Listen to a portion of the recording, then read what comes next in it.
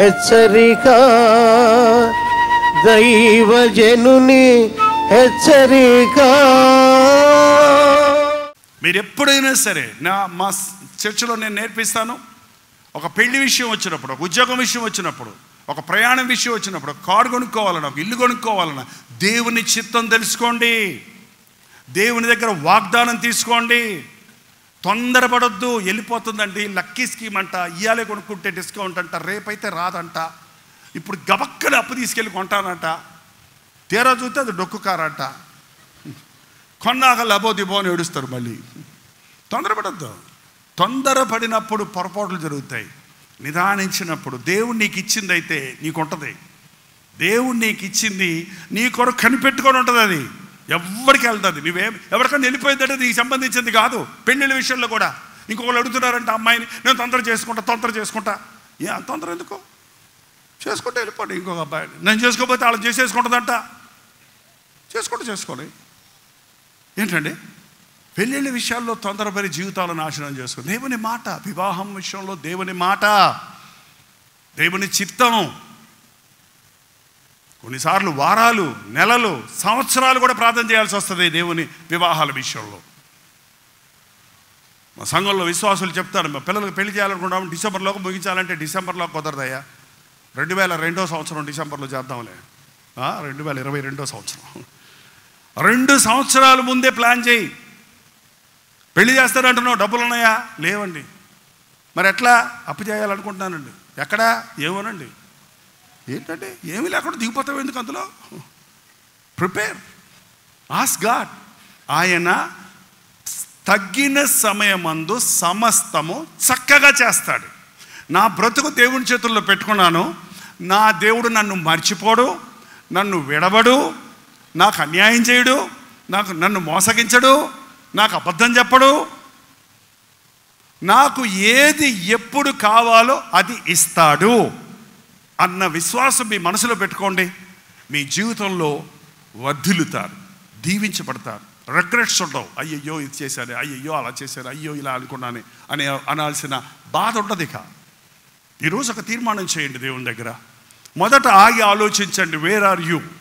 ఎక్కడున్నావు నీ ఆధ్యాత్మిక జీవితంలో? ఎక్కడున్నావు నీవు ఈ లోక సంబంధమైన నీ ప్రయత్నాలలో, నీ వృత్తిలో, నీ ఎడ్యుకేషన్లో, నీవు సాధించాలనుకున్న పనుల్లో ఏమన్నా సాగుతున్నాయా? బండి ముందుకు వెళ్తుందా? ఎక్కడున్నావు అని ఆగి ఆలోచించుకో. ఏంటి ఆటంకాలు, ఏంటి ఆయన చిత్తం, ఏంటి ఆయన ఉద్దేశం అని ఏకాంతంగా వెళ్ళి ప్రార్థన చేయటం నేర్చుకోండి. హైదరాబాద్లో చాలా కొండలు ఉన్నాయి. కొండకి వెళ్ళి కూర్చొని ప్రార్థన చేయండి. సెలువు పెట్టుకోకర్లా. కొండకి వెళ్ళి ఏకాంతంగా ఉండటానికి. కొండ అంటే భూమికి పైకి ఉంటుంది కాబట్టి, భూమితో సంబంధం ఉండదు కాబట్టి ప్రభు పైకి వెళ్ళి కూర్చున్నాడు. అంతేకాదు అక్కడి నుంచి చూస్తుంటే యెరూషలేము అంతా కనపడుతుంది. విశాలమైన మనసుతో యెరూషలేములో సిలువ వేయబడుతున్నాను, అదిగో కలువరి కొండ మీదని అక్కడ చూసి తను తాను సిద్ధపరుచుకున్నాడు ప్రభు. ఆ విషయమే మాట్లాడాడు. ప్రవచనాలు నెరవేరుతున్నాయి, ధర్మశాస్త్రం నెరవేరుతుంది. నా ప్రాణం ఇవ్వడానికి నేను ఈ లోకంలోనికి వచ్చాను, నేను సిలువకు సమీపించబోతున్నానని తను తాను సిద్ధపరుచుకున్నాడు. ప్రార్థన చేస్తున్నప్పుడు మనల్ని మనం సిద్ధపరుచుకుంటాం. దేవుని ప్రణాళికల కొరకు సిద్ధపరుచుకుంటాం. అవి కష్టమైనవి అవ్వచ్చు, అవి పోరాటాలతో కూడింది అవ్వచ్చు. కష్టపడకుండా ఫలితం లేదండి. ఏదైనా సరే కష్టపడాలి. కష్టపడిన వాడు ఏదన్నా సాధిస్తాడు. కష్టపడేవాడిని, నమ్మకస్తుడిని దేవుడు ఎప్పుడు చేయి విడిచిపెట్టాడట. మోసగాళ్ళు, అబద్ధికులు కొంతకాలమే ఉంటారు, కొంతకాలమే కొంతమందిని మోసం చేయగలుగుతారు. కానీ కష్టపడి పనిచేసేవాడిని నీ కష్టార్జితాన్ని దీవిస్తాడన్నాడు. నువ్వు సంపాదించే తక్కువ డబ్బైనా సరే నీకు మిగిలేటట్టుగా దేవుడు దీవిస్తాడు. నీ చిన్న జీతమైనా సరే నమ్మకంగా నీ పనిలో నీవు ఉన్నప్పుడు, యథార్థమైన పని నీవు కోరుకున్నప్పుడు నీవు దీవించబడతావు. ఈరోజు ఒకటే మాట, మీరు ఎక్కడున్నారో మిమ్మల్ని మీరు పరిశీలించుకోండి. పరిస్థితులను చూసి నా ఫ్రెండ్ అక్కడ సెటిల్ అయిపోయాడు, మా నాన్నోళ్ళు ఇలా చేయమన్నారు, మా బంధువులు ఇలా చెప్తున్నారు అని వాళ్ళ మాటలు వీళ్ళ మాటలు వినక వాళ్ళను యేసు ప్రభుతో కంపేర్ చేయమనుకుంటున్నారు. వీళ్ళు ఏలియా, మోషే, యేసు ప్రభు ముగ్గురు ఒకటే అనుకుంటున్నారు. యేసు ప్రభుని ఎవరితో పోల్చడానికి వీల్లేదండి. ఉన్నవాడను అన్నవాడు ఆయన. ఆదియు నేనే, అంతము నేనే అన్నవాడు. అల్ఫా ఒమేగా నేనే అన్నవాడు. మృత్యునందితిని కానీ ఇదిగో జీవించుచున్నాను అన్నవాడు. మొదటివాడును కడపటివాడును నేనే అన్నవాడు ఎవ్వరునూ యేసు ప్రభుతో పోల్చలేము. There is no substitute for Jesus. ప్రభువు స్థానములో మరి ఎవరిని పెట్టడానికి వీల్లేదు. ఎవరు లేరు ఇక నిన్ను కనికరించేవారు, నీకు సహాయం చేసేవాడు, నిన్ను దీవించేవాడు, నీ కొరకు ప్రాణం ఇచ్చిన ప్రభు.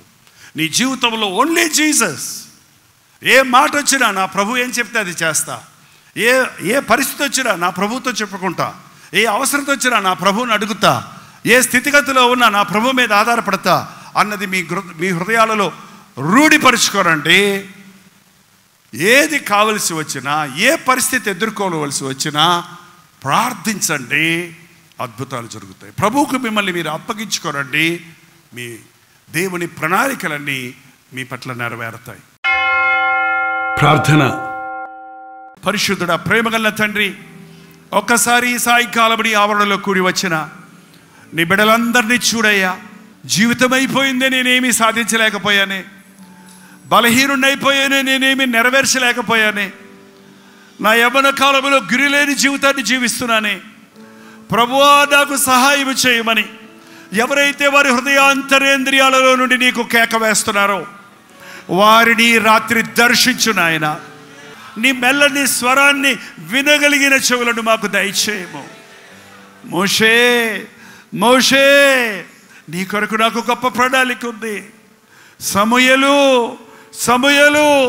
నీతో నాకు పనుంది అని బాలుడైన సమూయేలుతో మాట్లాడావే. సౌలా నీ వేళ నన్ను హింసిస్తున్నావని నిన్ను ద్వేషించిన, నిన్ను హింసించిన సౌలుతో మాట్లాడి పౌలుగా మార్చావే. మాతో మాట్లాడయ్యా, నాతో మాట్లాడయ్యా, మా అందరితో మాట్లాడు నాయన.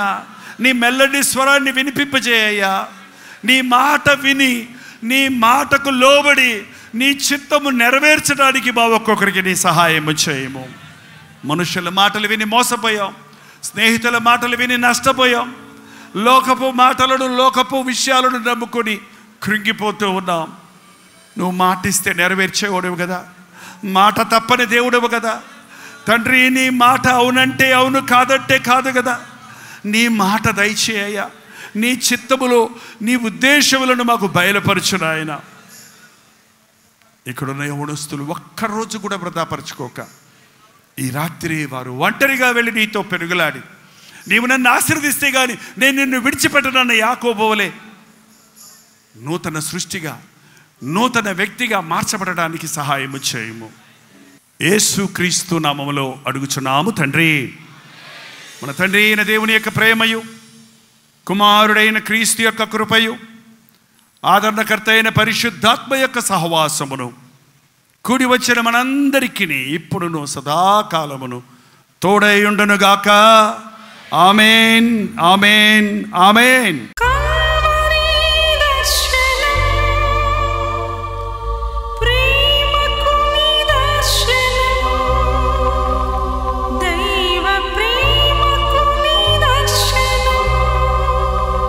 తెలుగు, తమిళ, హిందీ, మలయాళం, బెంగాలీ, ఒరియా అనే 6 భాషల్లో టెలివిజన్ ప్రోగ్రామ్స్ కొనసాగుతూనే ఉన్నాయి. భారభరితమైన పరిచయంలో మీరు సహకరించాలని ఆశిస్తే, ప్రభు మిమ్మల్ని ప్రేరేపిస్తే మీ విరాళాలు, కానుకలు డాక్టర్ జై పాల్ ఫౌండేషన్స్ అనే ట్రస్ట్ నెంబర్కి మీరు పంపించవచ్చు. అవి నేరుగా టీవీ ఛానల్స్కి వెళ్తాయి. అందులో ఏది నేను మా సొంత పరిచయం కొరకు ముట్టుకోవటం లేదు, వేరే పరిచయం కొరకు ముట్టుకోవటం లేదు. టెలివిజన్ పరిచయలో ఇంకా సువార్త వెళ్ళని వారికి అది అందించాలని ఆశతో ఒక 20 సంవత్సరాలుగా కొనసాగుతున్న పరిచయం కొరకు ప్రార్థించండి, మీ సహకారాన్ని అందించండి. ఈ విషయం మీకు ఇంకా ఎవరైనా కావాలంటే 89393939 అనే నెంబర్కి మార్నింగ్ 10 నుంచి ఈవినింగ్ 10 లోపల మీరు ఫోన్ చేయండి. వివరాలు తెలియజేయండి.